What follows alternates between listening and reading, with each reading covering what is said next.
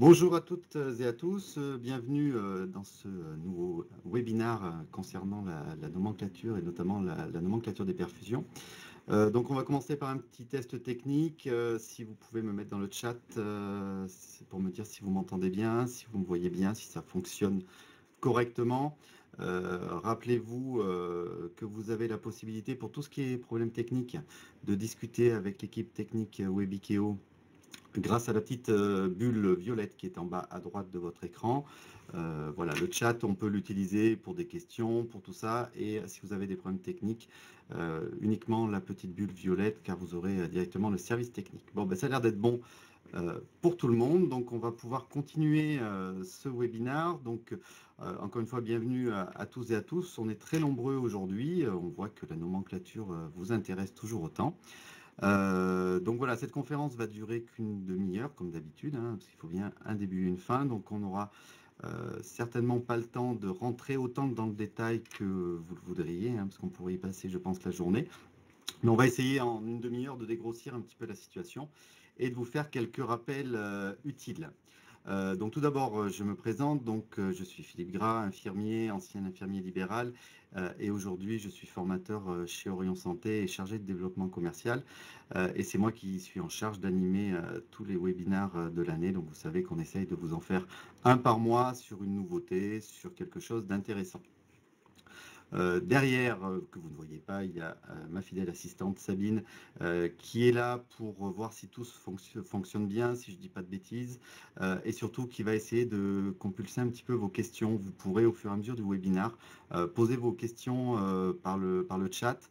Alors nous, on a pris le parti de ne pas répondre au fur et à mesure parce que ce serait certainement bien trop long et ça couperait un peu la présentation, mais on garde un temps à la fin pour répondre à vos questions, enfin à celles auxquelles on aura le temps de répondre. Donc voilà, comme d'habitude, je vous fais une petite présentation d'Orion Santé. Certains nous connaissent certainement déjà. Donc nous sommes un organisme de formation spécialisé dans la formation des infirmières libérales, même si aujourd'hui on s'ouvre à d'autres professionnels de santé, les podologues notamment, les pharmaciens et tout ça, mais notre cœur de métier reste les infirmières. On est leader dans le cadre de la formation professionnelle puisque en 2017, nous avons formé plus de 12 000 professionnels. Donc nous avons plusieurs méthodes de formation que vous connaissez certainement, le présentiel, le e-learning, le partage de pratiques, le congrès et ainsi de suite. Mais je pense que beaucoup d'entre vous nous connaissent. Et donc cette nouvelle forme qui est le webinaire qui nous permet rapidement et régulièrement de vous donner une information intéressante pour vous. On sait que la nomenclature notamment est un problème quotidien pour vous. Donc on a à cœur à essayer de répondre au maximum à toutes vos questions. Donc les perfusions, comment les coter? Donc vous savez qu'on a depuis maintenant quelques années une nouvelle nomenclature des perfusions. Donc on va essayer de voir rapidement pendant ce webinaire donc, les différents forfaits qui existent dans ces perfusions. Les règles de cumul, je sais que ça vous pose énormément de questions, donc on verra les règles de cumul à l'intérieur de ces actes de perfusion. Et dans un troisième temps, on verra les règles de cumul avec les autres actes, et notamment avec les AIS. On finira par quelques exercices pour voir si vous avez bien écouté tout ce que je vous ai dit et si vous avez, je l'espère, que des bonnes réponses. Et on terminera par un petit temps pour les questions. Donc la présentation des différents forfaits, donc je vous rappelle que depuis cette nouvelle nomenclature des perfs, il n'y a plus de cotations différentes selon la voie d'abord. Donc ce sont des séances de perfusion qui permettent d'administrer des solutés et ou des médicaments qui se font par voie intraveineuse, par voie sous-cutanée, par voie endorectale, par voie intraveineuse, que ce soit par cathé périphérique ou par des voies centrales, genre chambre à cathéter implantable ou PICC line. Donc tous nos forfaits sont quelle que soit la voie d'abord. Alors le premier forfait, c'est le forfait séance de perfusion sous surveillance continue. Donc celui-ci est uniquement pour les perfusions de moins d'1 heure sous surveillance continue. J'insiste là-dessus parce que, comme vous savez, hein, dans chaque texte de la nomenclature, chaque mot est important et il faut que vous ayez une prescription qui stipule que ce soit sous surveillance continue. Cette surveillance continue a un sens, ça veut simplement dire que vous restez chez le patient. Donc cette cotation, c'est un AMI 9 ou un AMI 10 si le patient est immunodéprimé ou cancéreux. Vous savez qu'on a 2 articles pour les perfusions. Le second concerne les patients immunodéprimés et cancéreux et fait passer l'AMI 9 à un AMI 10. Donc ce forfait comprend la préparation des produits, du matériel, la perfusion, la surveillance et l'arrêt. Donc ça, c'est la description à l'intérieur du texte. Donc on est bien entendu obligé de s'y conformer. Et vous voyez que dans le descriptif de ce forfait, il y a bien marqué des produits. Donc c'est important. Vous comprendrez qu'on ne pourra pas cumuler, si vous avez plusieurs perfs d'une même durée au cours de la même séance, vous ne pourrez pas cumuler plusieurs actes AMI 9. Donc cette séance, comme je vous ai dit, elle dure moins d'1 heure et elle est sous surveillance continue. À savoir qu'on peut compléter avec des AMI 6 supplémentaires. Cet AMI 6 supplémentaire va vous permettre de coter 1 heure supplémentaire pour une perfusion sous surveillance continue. Je m'explique, vous avez une prescription d'une perfusion sous surveillance continue de 2 heures. La première heure, vous appliquez votre forfait AMI 9, ou AMI 10 si le patient est immunodéprimé ou cancéreux, auquel vous allez rajouter un AMI 6 supplémentaire, donc ça vous fera un AMI 16, 15 ou 16 pour ces 2 heures de perfusion, en sachant que du coup vous pouvez cumuler ces 2 actes en dérogation à l'article 11b des dispositions générales, c'est-à-dire en entier. Vous n'appliquez pas la règle des cumuls du second acte à moitié prix. Donc voilà, pour ce forfait, il faut bien se rappeler que vous devez avoir une prescription qui stipule la surveillance continue. Alors, je vais vous le dire rapidement, mais il y a certains produits, c'est à vous d'aller vérifier sur le Vidal par rapport à leur AMM. Certains produits particuliers sont mis sur le marché avec une demande de surveillance continue. Donc dans ces cas-là, c'est toujours l'aspect médical qui gagnera sur l'aspect administratif. Donc voilà, si vous avez un produit qui de toute façon doit passer sous surveillance continue, vous pouvez utiliser ce forfait de perfusion. Le deuxième forfait, c'est le forfait de perfusion de plus d'1 heure sans surveillance continue avec organisation de la surveillance. Donc là, on est en AMI 14 ou en AMI 15 pour un patient immunodéprimé ou cancéreux. Donc de la même façon, ce forfait comprend la préparation des produits, du matériel, la pose et l'organisation de la surveillance. Donc effectivement, dans ce forfait, on vous paye grosso modo votre astreinte qui fait que durant la durée de la perfusion, vous êtes joignable et vous pouvez à tout moment intervenir chez le patient. On verra tout à l'heure un peu plus bas qu'il y a un acte qui est donné à cet effet. Pour cette perfusion, vous avez un deuxième forfait, c'est la MI 5. C'est le forfait pour arrêt et retrait du dispositif, y compris le pansement. Donc, lorsque vous avez une perf en AMI 14 ou en AMI 15, lorsque vous y retournez 6 heures, 12 heures, 18 heures après, vous pouvez prendre un AMI 5 de débranchement. Ce forfait comprend tout. Je sais qu'on a souvent des questions en formation, comment on fait pour coter le jour du pansement, comment on fait pour coter le jour du changement de l'aiguille de Huber par exemple.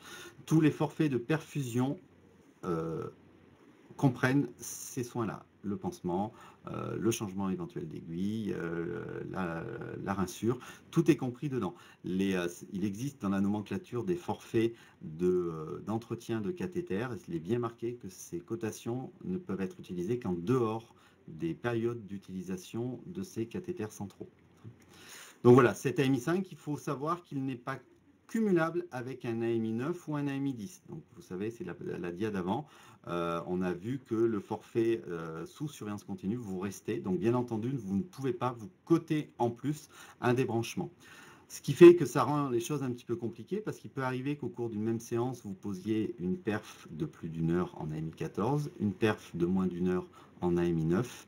Et si vous avez un débranchement, vous ne pouvez pas. Au cours de la même séance, vous ne pouvez pas vous compter un AMI 9 ou 10 et un AMI 5.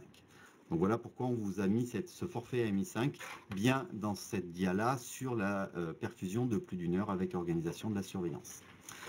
Et enfin, le dernier acte qui intervient dans cette surveillance, c'est le AMI 4,1 qui a plusieurs façons de l'utiliser. Donc, il peut être utilisé pour un changement de flacon, pour un branchement Y et pour une intervention pour débranchement ou déplacement ou contrôle du débit.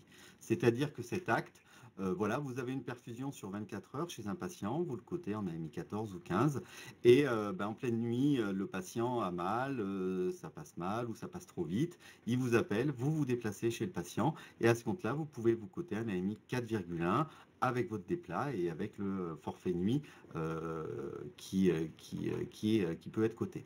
N'oubliez pas, dans ces cas-là, étant donné que c'est des choses qui se font sur appel du patient, rappelez-vous bien de toujours tracer ces choses-là sur le dossier de soins. En cas de contrôle, 3 ans après, ça va être difficile de se rappeler de ce que vous avez fait cette nuit-là. Donc n'hésitez pas à tracer, c'est une obligation légale de tracer toutes ces interventions. Donc voilà pour ce qui est de ces forfaits essentiellement pour les perfs. Donc rappelez-vous bien, moins d'une heure sous surveillance continue AMI 9, plus d'une heure avec organisation de la surveillance AMI 14 ou 15. On va parler un petit peu des règles de cumul. Donc ces règles de cumul de perfusion, donc à l'intérieur de l'article, vous savez, dans la nomenclature, on a l'article 11b des dispositions générales qui nous dit que l'article, lorsqu'on est au cours d'une même séance, le soin le plus coté est en entier, le deuxième est à moitié et les autres sont gratuits. Donc dans la nomenclature, dès lors qu'on a la phrase en dérogation à l'article 11b, on sait qu'on peut cumuler en entier. Et dans cette partie sur les perfusions, la seule dérogation que l'on ait, c'est les forfaits 9 et 14 qui peuvent se cumuler en entier en dérogation à l'article 11b. Au cours d'une même séance, vous posez une perfusion de moins d'une heure sous surveillance continue et une perfusion de plus d'une heure avec organisation de la surveillance. Vous pouvez vous coter 14 plus 9 en entier. S'il y a des soins derrière, le soin supplémentaire deviendra le deuxième soin, donc sera en demi, et les autres seront gratuits. Donc voilà, à l'intérieur de cet article sur les perfusions, les seules dérogations qu'on ait à l'article 11b qui nous permettent de coter 2 actes en entier. On va passer ensuite à la règle des cumuls. Donc bien entendu, les perfusions sont cumulables avec les autres actes. Alors pour ce qui est des actes en AMI, eh bien c'est la même règle que d'habitude qui s'affiche. Alors bien sûr, les perfusions, pardon, c'est souvent l'article le plus fort, la cotation la plus forte. Donc les soins suivants viennent en demi en application de l'article 11b. La seule dérogation qu'on ait, c'est au niveau des AIS 3 pour les soins infirmiers.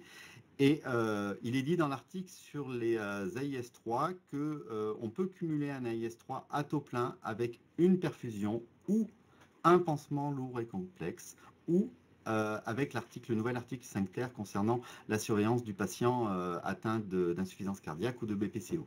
Donc ce qui veut dire que lorsque vous allez chez un patient, vous avez des soins de nursing, vous avez une séance de soins, en même temps vous posez une perfusion, vous pourrez en dérogation à l'article 11b, cumuler cet AIS 3 avec un acte de perfusion. Vous savez par contre que les autres AMI ne sont pas cumulables avec les AIS 3. Donc c'est pour ça qu'on a cette dérogation-là.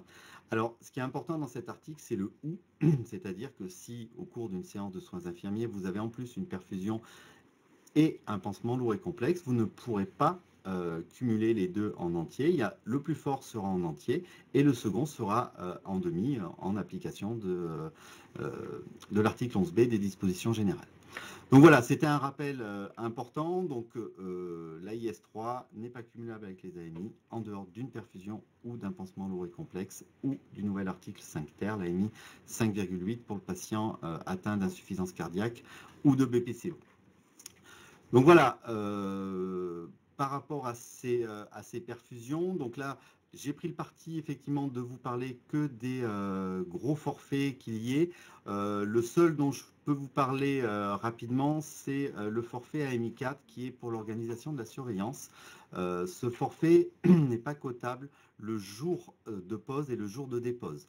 Donc c'est typiquement lorsque vous avez un patient qui a une chimio qui est posée en hôpital de jour le lundi, vous y allez le mercredi pour débrancher, bien le mardi, si c'est prescrit, si vous êtes au courant, vous pouvez vous compter un AMI 4 de surveillance, c'est-à-dire que vous êtes disponible pour le patient au cas où il y a un souci. Mais attention, il faut bien que ce soit prescrit au niveau de l'hôpital de jour. Souvent, on a des ordos où on nous prescrit que l'heure du débranchement du Baxter. Il faut que vous ayez une ordonnance où on vous mette qu'il y a organisation de la surveillance. Et attention, cet article ne peut pas être coté ni le jour de la pause, ni le jour de la dépose. Et il ne peut donner lieu à aucun frais de déplacement ni prime de dimanche. Donc en fait, c'est vraiment un acte qui vous paye votre disponibilité un jour où vous n'intervenez pas chez ce patient. Je vous ai pris l'exemple du Baxter de chimio, mais ça peut être un patient également que vous avez avec une pompe à morphine, par exemple, où vous passez le lundi et le vendredi, par exemple, pour changer la cassette. Les autres jours, si vous n'avez pas d'intervention chez ce patient-là, vous pouvez vous compter un AMI 4 qui vous paiera grosso modo votre astreinte et le fait que vous soyez disponible en cas de problème.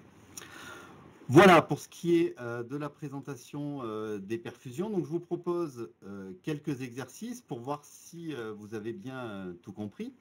Donc, vous allez pouvoir répondre dans la petite fenêtre qui va s'ouvrir. Hein. Donc, je vous lis d'abord le cas clinique. Donc, faire pratiquer par IDE à domicile une alimentation parentérale sur PICC-Line pendant 1 mois, réalisation strictement quotidienne, avec de l'oléclinomel de 19h à 9h, tous les jours avec organisation de la surveillance, rinçure après chaque perfusion avec 20 ml de sérum Phi ampulsé, pansement de PICC-Line 1 fois par semaine et plus si nécessaire, et déplacement de l'infirmière en cas d'appel. Donc je vais vous demander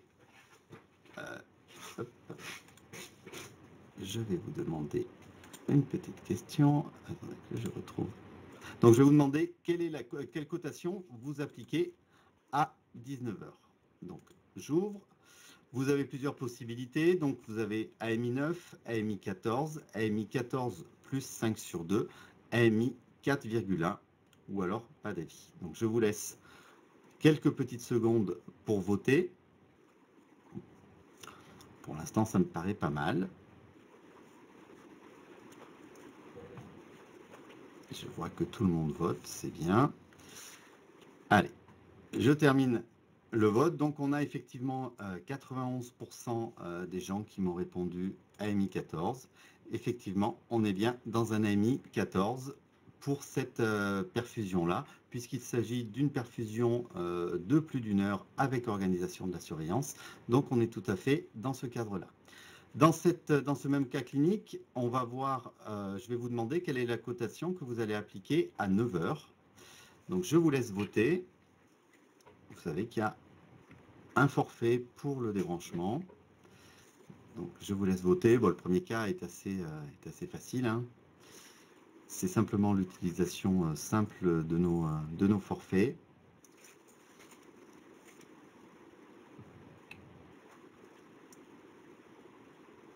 J'en ai quelques-uns qui se sont trompés, mais pas beaucoup. Donc, effectivement, on a bien 94% de bonnes réponses. Donc, on est bien dans de la MI5. Il s'agit voilà, simplement du forfait de débranchement. Dans ce cas clinique, il y a une évolution. Hein. Votre patient présente des signes infectieux. Le médecin décide de mettre sous perfusion d'antibiotiques 2 fois par jour. Voici l'ordonnance. Continuez l'alimentation. Et en plus, vous rajoutez une perfusion de rocéfine 1 g diluée dans 100 ml de sérum physiologique à passer sur 30 minutes sous surveillance continue, donc à 9 h et à 19 h. Donc vous vous doutez de la question d'après. Donc quelle nouvelle cotation appliquez-vous à 19 h? Donc on vous propose 14 plus 4,1, 14 plus 4,1 sur 2, 14 plus 9 sur 2 et 14 plus 9. Je vous laisse encore quelques secondes pour répondre.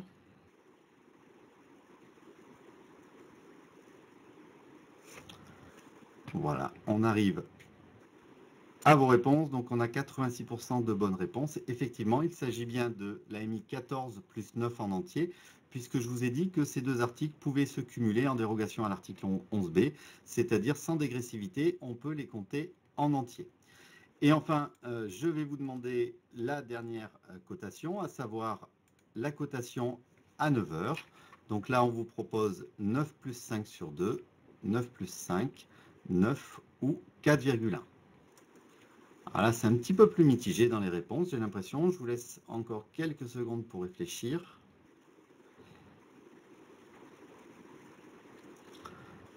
Ah oui. On a un petit peu plus de disparité dans les questions, dans les réponses, pardon. Allez, on coupe.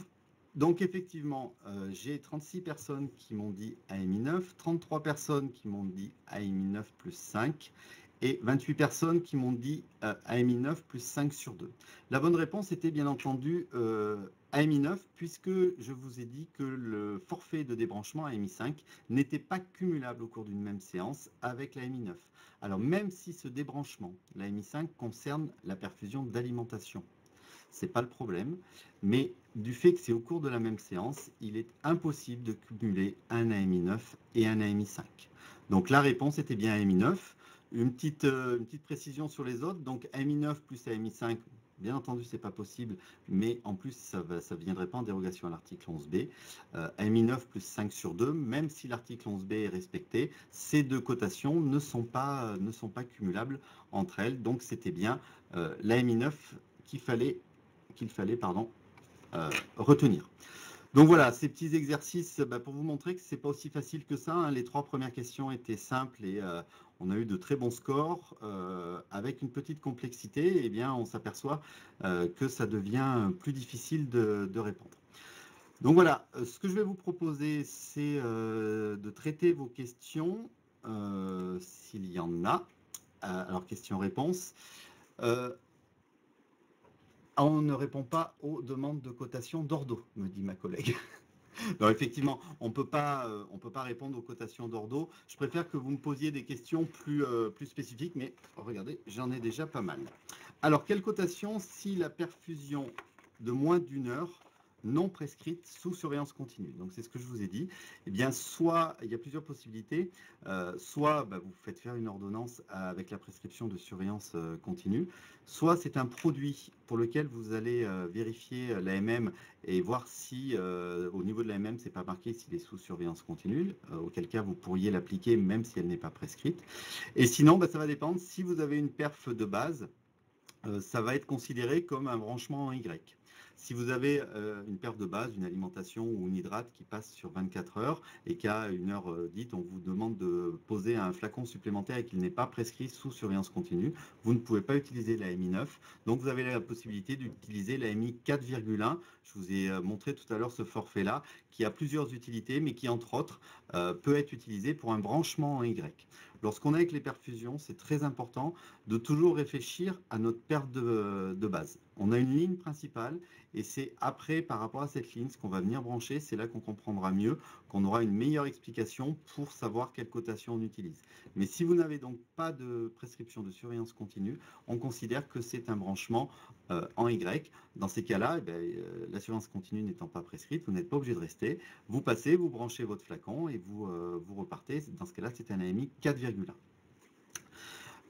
Qu'est-ce qu'un changement de flacon? Je viens déjà un petit peu d'y répondre. Donc du coup, c'est lorsque vous avez du coup une ligne principale qui est déjà placée et vous allez venir faire un changement de flacon. Donc par exemple, si vous avez une hydrate sur 24 heures, mais qui passe en 2 flacons de 500 par exemple, quand vous revenez au bout de 12 heures, vous n'êtes pas obligé de rechanger toute la ligne. Donc vous n'allez pas repartir sur une cotation complète sur un AMI 14, vous allez simplement faire un changement de flacon. C'est-à-dire que voilà, vous arrivez, que ce soit un système actif ou pas, vous clampez, vous changez le flacon, vous ne touchez pas à la ligne. C'est un petit peu ce qui est difficile avec cette nouvelle nomenclature des perfs, mais c'est cet état d'esprit qu'il faut avoir en tête, c'est de se dire je réfléchis toujours à ma ligne principale. Quelle est ma ligne principale lorsque j'ai plusieurs produits qui passent? Est-ce que c'est une nouvelle ligne? Est-ce que c'est simplement un branchement Y? Donc un changement de flacon, voilà, c'est vous coupez, vous changez juste le flacon, vous faites repartir le système actif, il n'y a pas de souci. Alors, perf de 2 heures. Pourquoi AMI 9 plus AMI 6? Pourquoi pas AMI 14? C'est la notion de surveillance continue qui va faire toute la différence. Effectivement, si vous avez une prescription d'une perfusion sur 2 heures sans surveillance, vous allez pouvoir utiliser l'AMI 14. Mais si vous avez une perfusion de moins d'1 heure sous surveillance continue, mais avec 1 heure supplémentaire, c'est-à-dire sur 2 heures, mais vous avez bien cette notion de surveillance continue, là, vous êtes obligé d'utiliser l'AMI 9 plus un AMI 6. Alors, ça ne fait pas beaucoup plus, je sais, mais le tout, souvent, dans la nomenclature, est pas de voir si ça fait plus ou pas, c'est de côté au plus juste. Parce que si vous avez un contrôle, ils ne vont pas chercher à comprendre. Vous aurez utilisé le mauvais forfait, donc vous risquez d'être obligé de rembourser. Hein. J'avance un petit peu, parce que j'ai ma collègue en face qui me fait les gros yeux avec sa montre. Pas de MCI avec les perfusions, pas systématique. La MCI, vous savez, c'est juste pour le pansement lourd et complexe ou pour les soins palliatifs. Donc, c'est pas parce qu'un patient a une perfusion qu'il est en soins palliatifs. Loin de là, hein, heureusement. Donc, la MCI uniquement si votre patient est en soins pal. La MI14, même pour le sérum FIS sur 24 heures en sous-cute. Oui, vous avez, c'est une perfusion. Je vous ai dit que la voie d'abord n'avait pas d'importance, donc c'est le même forfait. Injection d'insuline cumulable à taux plein avec les perfs. Non, il n'y a pas de dérogation. Il n'y a pas de dérogation pour l'insuline. Donc, si vous avez une perfusion et que derrière vous avez des soins de diabétique, même si vous avez plusieurs soins de diabétique, vous savez, c'est une sorte de paquet, hein, les soins de diabétique, puisqu'on est en dérogation à l'article 11B, ça viendra se cumuler, mais en demi. Voilà, je vais terminer là, puisqu'il est déjà 57. Donc, je vais être obligé de clôturer ces questions-réponses. Je sais que j'ai certainement pas répondu à toutes vos questions. J'espère déjà que ça vous aura fait un petit rappel. Donc, je vous rappelle les formations que nous, on propose. Donc, vous savez que la nomenclature, on ne peut plus se former en DPC, c'est plus dans les orientations nationales. Nous, il nous reste des formations FIFPL, hein, donc sous réserve d'agrément, mais sachez que les formations FIFPL que nous, on propose, elles sont agréées, donc vous pouvez vous inscrire. Bon, les places sont chères, hein, puisqu'on a peu de dates dans l'année. Donc, on a deux formats au niveau du financement FIFPL. Un format 2 jours où on revoit la totalité de la nomenclature. Et on a un format 1 jour, un module perfectionnement où on va plus insister justement sur les perfusions, sur les règles de cumul, sur l'article du diabétique et ainsi de suite. Vous pouvez également retrouver ces formations en financement personnel. J'attire votre attention là-dessus. La nomenclature, c'est quand même quelque chose qui vous permet de gagner votre vie, mais qui aujourd'hui, avec la multiplication des contrôles, fait que parfois on ne dort pas très bien. Je trouve ça dommage de se pourrir la vie uniquement pour de la nomenclature. Donc je vous invite vraiment à faire des formations parce que les conséquences peuvent être graves et surtout ça peut vous enlever un peu de la joie de vivre. Donc n'hésitez pas à vous former. On a également une formation en e-learning pour ceux qui n'ont pas forcément de temps, qui est en financement personnel et qui va vous permettre de vous entraîner et de faire ça à votre rythme de chez vous.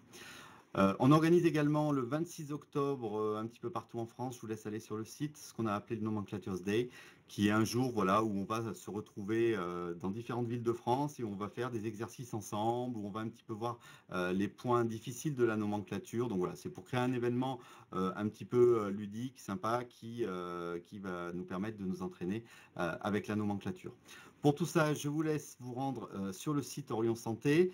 Donc là, voilà, je vous ai remis les dates le 26 octobre pour le Nomenclatures Day. Les villes qui nous restent, donc Rennes, Bayonne, Bordeaux, Metz et Strasbourg, mais allez voir sur notre site. Tout ça est à disposition. Je vous laisse également prendre contact avec nos conseillers en formation. Ils sont là pour vous aiguiller, pour vous proposer des formations où il resterait des places. Donc n'hésitez pas, la nomenclature, j'insiste encore, c'est quelque chose de très important. Je vous remercie à tous pour votre participation. J'espère que ce webinaire vous aura plu. Merci d'aller remplir le questionnaire de satisfaction, de mettre des commentaires. Comme je vous dis chaque fois, Orion tient vraiment à votre satisfaction. On essaye de faire évoluer nos webinaires chaque fois. Donc n'hésitez pas à nous dire ce que vous en avez pensé, si vous avez trouvé ça utile, si le format gratuit vous plaît, mais je pense que ça, il n'y aura pas de souci. Voilà, donc n'hésitez pas à aller remplir ce questionnaire. On les étudie bien entendu après et on fait les modifications qui s'imposent. Encore une fois, je vous remercie tous. Bon courage pour ceux qui retournent travailler. Et puis, j'espère vous revoir bientôt sur ce webinaire. Le prochain sera fin octobre. Voilà, merci à tous et à bientôt. Au revoir.